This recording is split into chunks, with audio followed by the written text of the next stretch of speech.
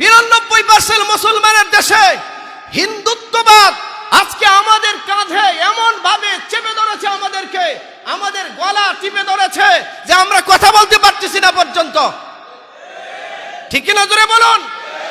ফরিদপুরের মধুখালীতে হিন্দুরা পিটিয়ে 2 জন মুসলমান মেরে শহীদ করে দিয়েছে। এদেশের কেউ কথা বলতে পারে নাই, কথা বলতে দেওয়া হয় নাই। ঠিকটাও তো মরার মতো বলেন মিয়া। আপনার মতো মানুষকে যদি এই কাজের প্রতিবাদ করতে বলা হয়, সেটাও তো আপনি করবেন না। বলবেন যে চাচা আপন চান জান বাঁচা, ফতুয়া তোকটা শিখছেন এই যে চাচা আপন জান বাঁচা।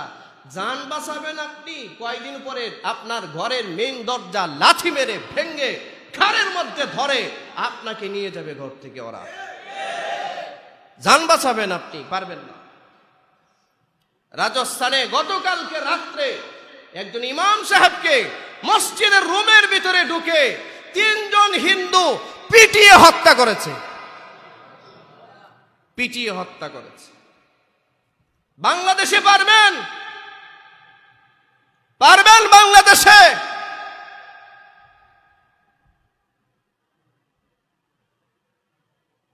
গোটা হিন্দুত্ববাদ আজকে একটা মুসলমানের দেশের 92% মুসলমানদের ছুটি চেপে ধরেছে, গলা টিপে ধরেছে। আমাদের কিচ্ছু করতে পারতেছে না। আমরা এগুলো বললে আমাদেরকে উগ্রবাদী বলে, আমরা বুঝি উগ্রবাদী। ভাই, আমার স্বার্থের কথা বলছি আমি, এটা আমার ব্যক্তিগত স্বার্থের কথা বলছি। আপনার বাঁচার যেমন স্বাদ আছে, পরিবার পরিজন নিয়ে চলার যেমন স্বাদ আছে, এটা আমারও আছে, এটা আমারও আছে। চাচা আপন জান বাঁচা, নিজের জান বাঁচানি ফরজ।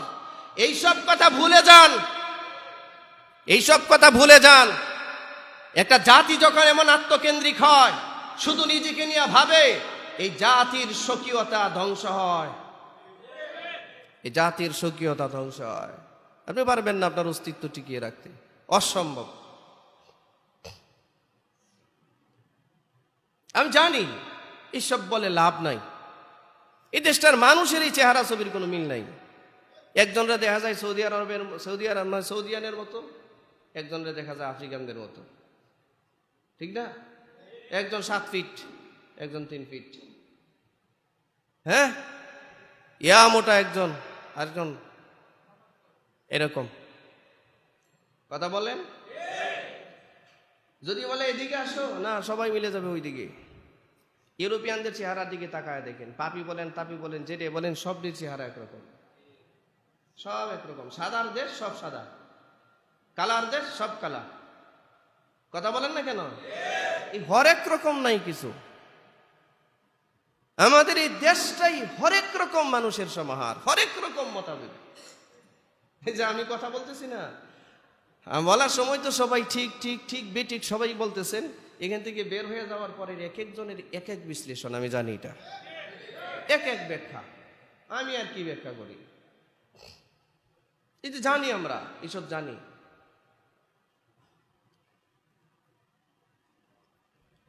এটা জাতিসত্তা টিকে থাকবার জন্যে তার ফান্ডামেন্টাল রাইটসের উপর, তার মৌলিক অধিকারের উপরে সবার প্রতিষ্ঠিত থাকা দরকার, ঐক্যমত থাকা দরকার।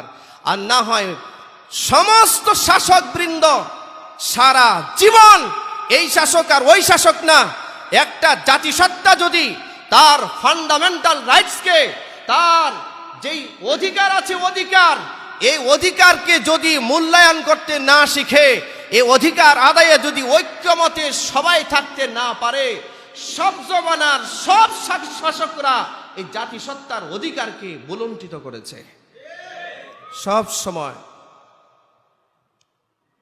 আপনারা আমার একজন আরেকজনের সাথে মারামারি লাগায় ওরা ফায়দা লুটবে, এটাই হচ্ছে।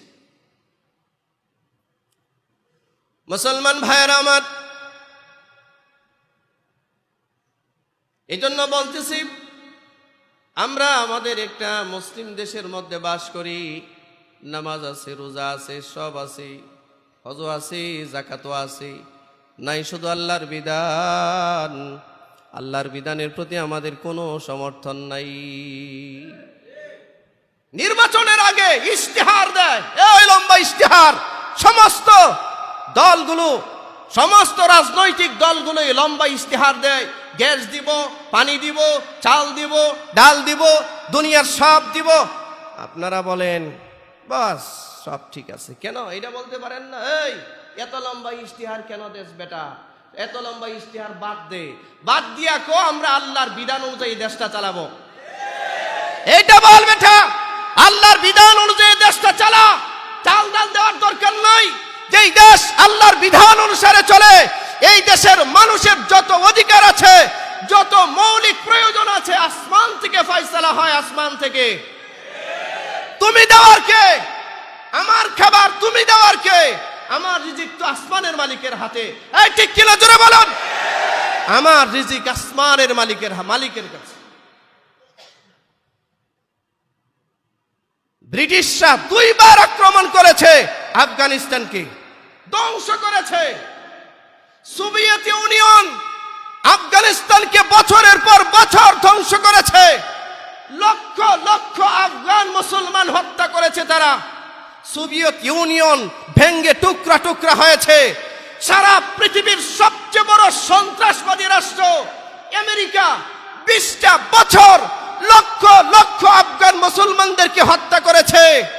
20টা বছর হত্যা করার পর billion billion trillion trillion dollar খরচ করে আফগানিস্তান থেকে নিজের পায়জামা পাঞ্জাবিও নিতে পারে নাই, লেংটিটা নিয়ে বাঁচছে।